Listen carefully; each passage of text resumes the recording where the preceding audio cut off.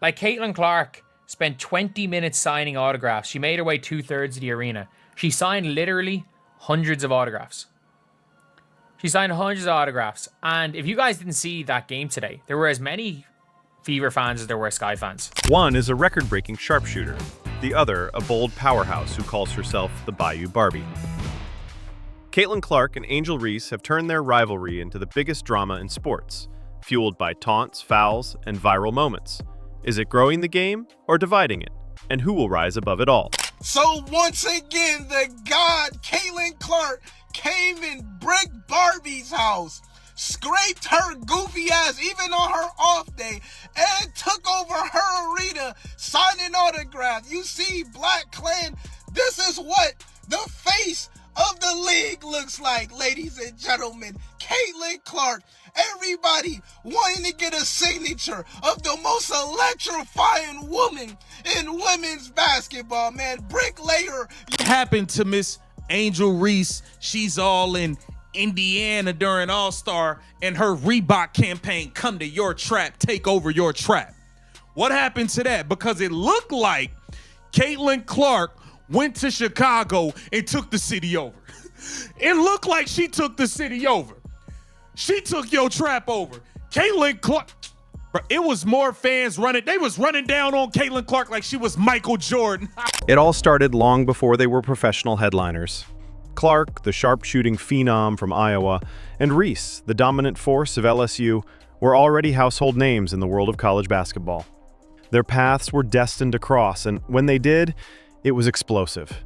The 2023 NCAA championship game became the stage for a moment that would be endlessly replayed and debated. And if Fever played the Chicago Sky on Barbie Night, of which Angel Reese was not in the game, she is who Barbie Night is pretty much named after, but she is out with a back injury. As a matter of fact, many of their players are out. Mariah Jefferson is out. Haley Van Lith is out. Again, Angel Reese is out. So this game, in my mind, was pretty much a lock. And I gotta say, it was not the funnest game. And the fact that the Chicago Sky even brought it back, they were just killing them by the first half. In the final moments of LSU's victory, Reese directed wrestler John Cena's iconic "You Can't See Me" taunt at Clark, a gesture that instantly became a cultural flashpoint. It was a move that sparked a firestorm of controversy and etched their competitive dynamic into the minds of millions. Their highly anticipated rematch in the 2024 NCAA tournament shattered viewership records, proving that Clark versus Reese was already the hottest ticket in sports. Estoy bien nerviosa.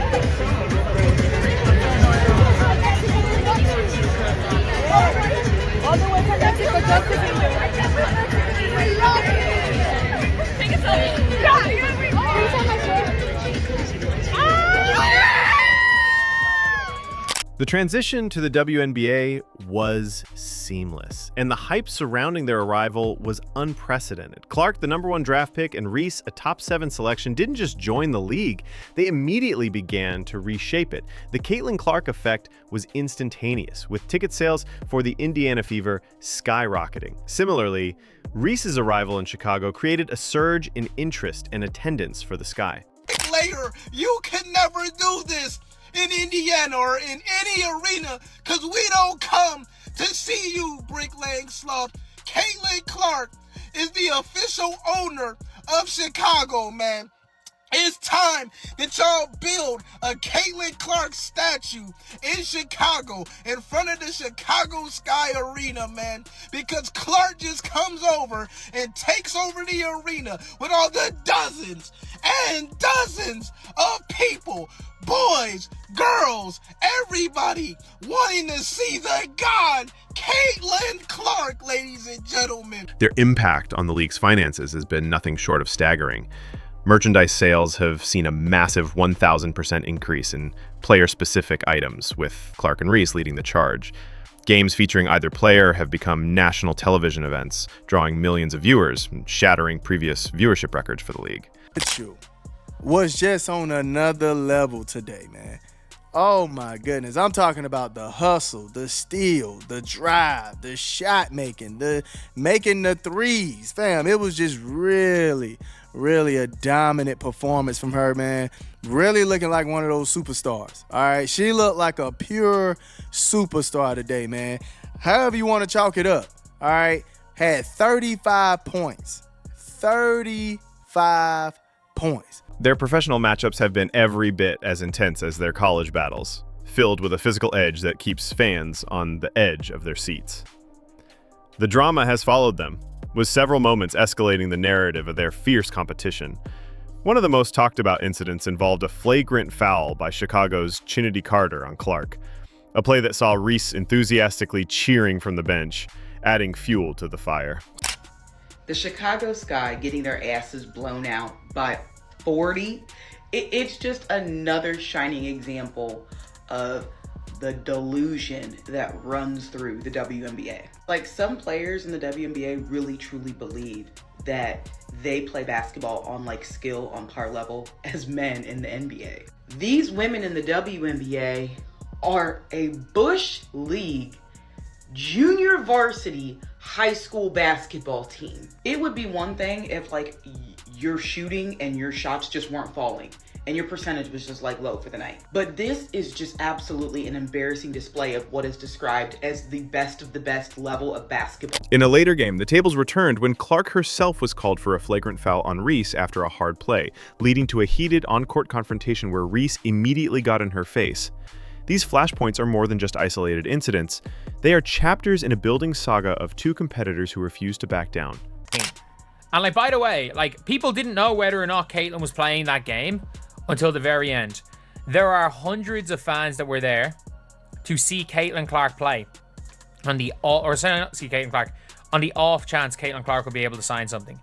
She was there. She spent like 20 minutes autographing everything. So here's Caitlin Clark signing autographs for 2 minutes, 20 seconds. There are just a serious amount of fans. I don't even know, is that even just a towel? Like, it's very different. Like, they're showing up there. People are showing up just to witness Caitlin Clark. It's like she's the damn Beatles. The media and fans have been instrumental in crafting the narrative around this rivalry, often framing it in simplistic and at times problematic ways. The storyline has frequently been cast with racial undertones, with Clark portrayed as the celebrated, quote, golden girl, while Reese has been cast as the defiant, quote, villain. This has created a complex and often unfair dynamic that both athletes have had to navigate. CC get treated like MJ in the rack. Oh my God. Caitlin Clark getting treated like Derrick Rose, Michael Jordan, Chief Keef, Lil Durk, all of them. Caitlin Clark took over Chicago. She signed autographs for hours. This wasn't no extras that was paid to come stand in the scene. No, these were real people trying to get autographs.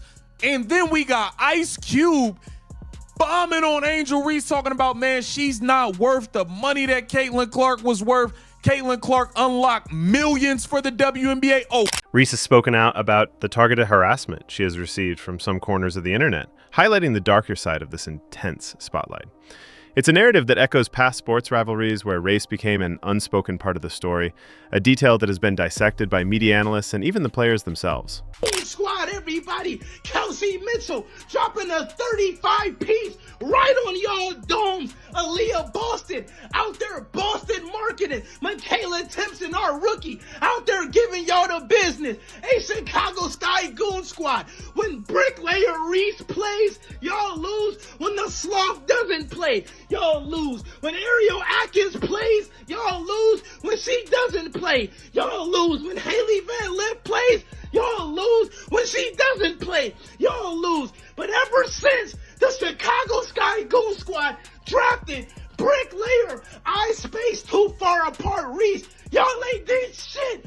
The on-court drama has translated directly into off-court financial success, not just for the players, but for the entire WNBA. Both Clark and Reese have inked major endorsement deals that underscore their marketability. Clark signed a massive 8-year, $28 million deal with Nike, which includes her own signature shoe. Yeah, Caitlin Clark, aka my precious CC. Angel, pray up, me bound Reese. I hope you listening. It looks like that line was for my precious CC. How she pulled up in your trap. Yeah, she brought the trap to your trap. What you mean? Yeah, everybody wanna, my precious CC autograph. That's what I'm talking about. Who the biggest superstar? I'm waiting.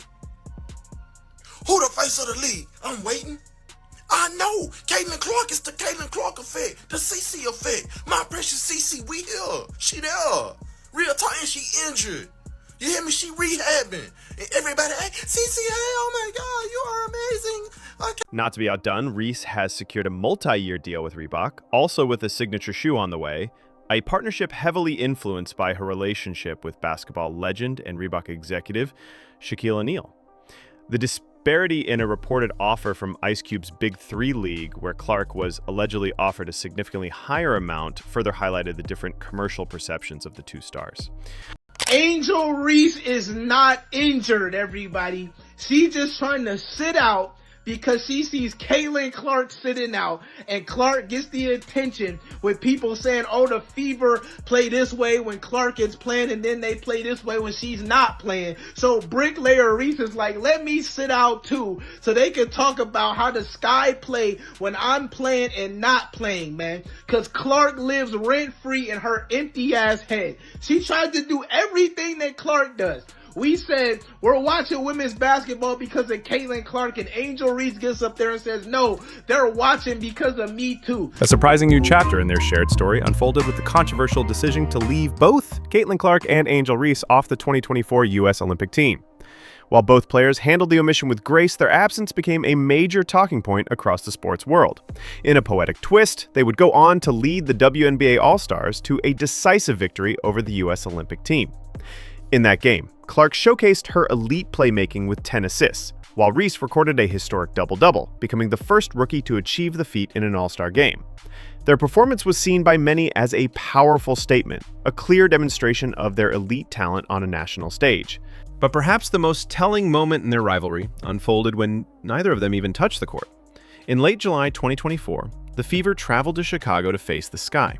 Angel Reese was out with an injury. Caitlin Clark was also nursing an injury and wouldn't be playing. Yet the game had been moved to the 20,000-seat United Center specifically to accommodate the massive crowd that only Clark could draw. What happened next was a masterclass in psychological dominance. Instead of staying in the locker room, Clark walked out onto the court and spent nearly half an hour signing autographs.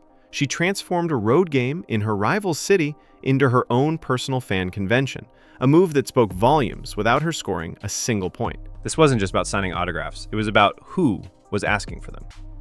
The United Center was swarming with fans, but these weren't just traveling Fever supporters. These were Chicago fans. On their home court, desperately scrambling for a piece of Caitlin Clark, they thrust jerseys, basketballs, and even towels in her direction.